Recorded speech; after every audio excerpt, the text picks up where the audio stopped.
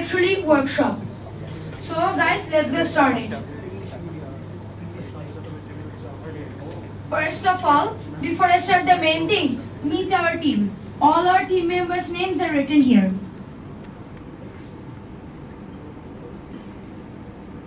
So now, let's learn the outline of our presentation today. First, we have in segment 1, before launching the event. Next, we have segment 2, creating an effective marketing strategy. And for lastly, we have segment number 3, which is event day activities. So now moving on, I'm going to explain the whole of segment 1. So first we have things to consider before launching the event. First of all, who will be our target audience? So for the workshop we have created, our planning is students and professionals who want to gain fundamental knowledge about AI. Next, how do we want this workshop to benefit our audience? Because if we don't benefit them, no one will like it. So we have explore potential career paths in AI and technology. Next, we have demystify fear regarding the AI takeover. Meaning explaining that AI is not scary and it will not make us lose our jobs. It will just modify them and update them. Next, we have learn to ethically leverage AI tools for future academic projects or internships. And next, learn to differentiate between good and bad prompts and generate effective prompts, so we will get the result we want. Moving on, I'm going to follow up based on those. Next, who should our panelists be? Including representatives from both industry and academia, meaning both who is an expert, also who does their research, so that the audience can get a diverse perspective from the two panelists. Next, we have number 4, the last one. How many people can we accommodate?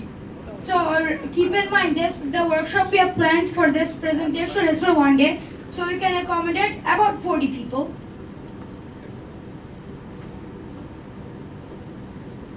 Now, for this segment 1, here's the prompt we used in ChatGPT.